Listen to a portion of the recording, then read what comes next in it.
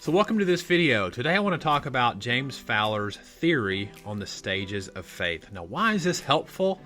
Because if you are going through a crisis of faith, in other words, you don't really know what you believe anymore, and it's really emotional for you, and everybody's at different degrees with this. For some people, it's a very difficult time, and for other people, you just don't know, maybe you're questioning or having some doubts about your religion or your faith or denomination or whatever it is. James Fowler can be really helpful to better understand the process that you're going through. So I want to talk about that today. Now, the first question is, who is James Fowler? So he was an author, he was a professor, he was a minister, and he was heavily influenced by people like Erik Erikson, Lawrence Kohlberg, Piaget, and these were people who studied human psychology and especially psychological development that people go through as they mature and as they get older. And he kind of took that idea and he mapped it onto faith. But what he did was he talked to over 600 people over several years, and he noticed that no matter what their value systems were, their political system or their value systems, that people seem to go through stages of maturity. And some people will stay at certain stages and other people will continue to move towards later stages.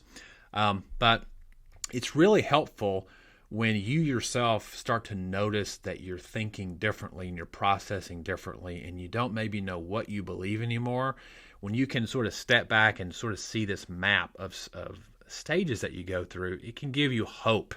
Because especially when you go through what he calls reflective individual stage, which we would call deconstruction today, is that stage is very emotional.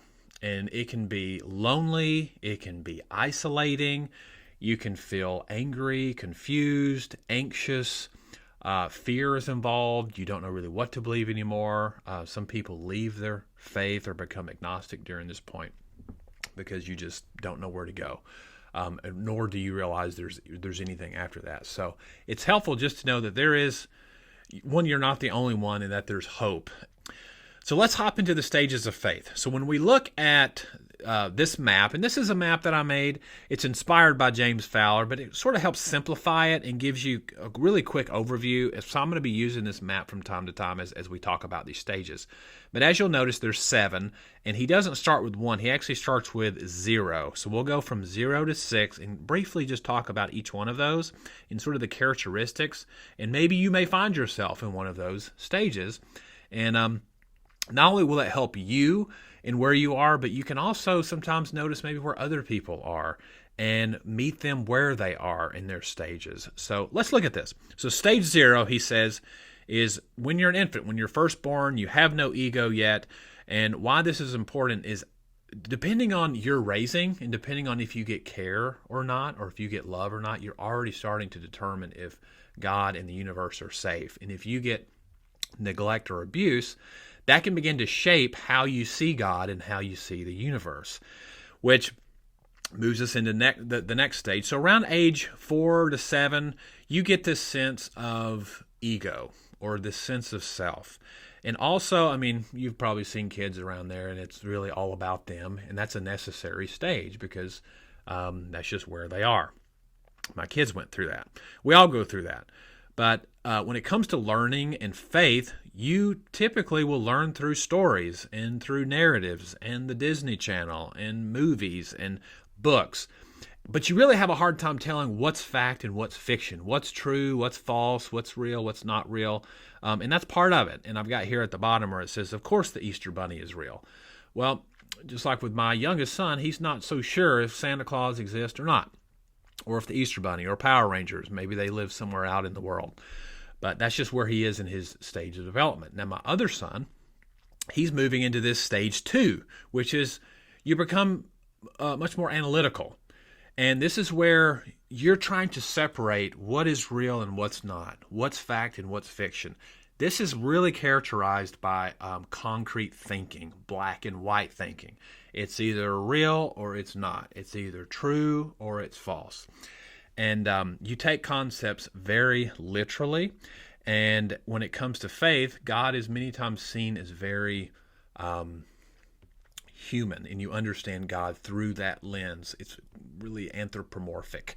And James Fowler actually believes that some people stay more in this stage for the rest of their life, and some people may not move out of that. And this sort of takes on this sort of fundamentalism idea. So let's move to stage 3. Now, Fowler thinks that most people actually live here. Most of the world lives in this stage, and it's heavy on tribal identity. But at this point, your values and belief systems are determined by your social groups and the institutions that you're raised in. So what your parents tell you, what your coach tells you, what your principal, your teachers, your friends also. So how you're raised, you typically kind of stay there. So depending on where you grew up, you inherit that system, and this is how you're, for the most part, going to believe. And you may have some tweaks here and there, but if you're raised in Beijing, you're going to take on that culture and that value system. If you're raised in Ireland, same thing. Alabama. But you never, and really the characteristic here that matters is you never really question your box. So you never really step outside of it and look at it from another angle. It's called a tacit system. And you find God in answers. There's a sense of certainty. You realize there are other value systems. There are other people who believe different theologically, politically, ethically. But you never really look at your own and question it critically. You don't ask hard questions too much. So it's characterized by my church says this, or my pastor, my school, etc. Now, what happens when you begin to really ask hard questions about your own belief systems? Well, this moves us into stage 4. This is what a lot of people call deconstruction, where you begin to ask very hard questions. You begin to notice contradictions in your faith and what people have told you is true, and maybe what you're discovering is actually true, or you're seeing evidence that seems to contradict what you thought to be the reality of the situation. So a lot of people at this point may begin to exit their church, their denomination, or you can become inward. I did that. I didn't really know what I believed anymore. But this is where you may have a crisis, and it's very emotional. It can be lonely. It can even be depressing. You can be angry. And what can happen if you stay here long enough is you begin to look at other people who are in the system maybe that you left, or in the religion or value or denomination that you left, and you can be a little antagonistic towards them. And what you're trying to do is pull them where you are. And I would say be careful when you get into this stage, because this is an organic process that people have to go through. But the good thing is Fowler says this is actually a part of maturity and development, is because you're starting to think critically. You're starting to really follow your heart and follow your head and ask hard questions and realize, you probably aren't right about everything. Not every system is right about everything. So I would say that honestly, this is you're almost creating a sort of a filter. So you can take some of your tradition and your value system, and you sort of move it into where you are, but you have this filter that it goes through, and you're developing and building a filter. So let's look at stage 5. At stage 5, you begin to acknowledge the good and the bad in the system you grew up in. Okay, so you can acknowledge both, and that's a really good indicator that you're moving into stage 5, is now you can say, okay, I can actually appreciate my church and how I was raised, or my synagogue, or whatever value system you came in. I can see the good in it, I really can, but I can also acknowledge that there were some things in there that don't really serve me well, or don't really serve the human race well, whatever that may be. And that's one of the best characteristics or indicators that you've moved into this new stage, is that you can hold these two things simultaneously. I would say in stage 3, it's almost like you can see no wrong in your denomination. You can see no wrong in your religion. It's all good for the most part. And then in stage 4, it's like you can see no good in it. And you only see the negative. You only see the limitations. You only see maybe what's toxic. And that's where you can become antagonistic. In stage 5, you can hold these two things in tension, and you can acknowledge both. But you move from antagonism to appreciation. You begin to find God just as much in the questions and in wonder as you did before, where you found God only in the certainty and knowing, what the truth was. But you begin to hear, you're open to hear from people who are outside of your box and who are outside. So you can have really good conversations now with people who maybe are totally outside of your religion, or maybe they don't have a religion, but you realize because of what you went through in stage 4 that you don't know as much as you thought you did. So that stage 4 on a spiritual sense is healthy because it brings a sense of humility now. And you realize, okay, you know what? I think we all sort of see parts of the whole here. And you also, if stage 3 is really built on competition, my tribe, your tribe, my business, your business, my religion, your religion. Stage 5 is more, you begin to operate from cooperation. So it's like, I have something to bring to the table. This is what my faith system believes, and this is what's unique about my faith system. But I also want to hear about yours. What does your faith system have to say? And how do you contribute to this big conversation that we're having about, the universe that we live in and God and faith? So the next stage would be stage 6, which is you begin to really live out this new value system, this deeper and more expanded understanding of God and faith.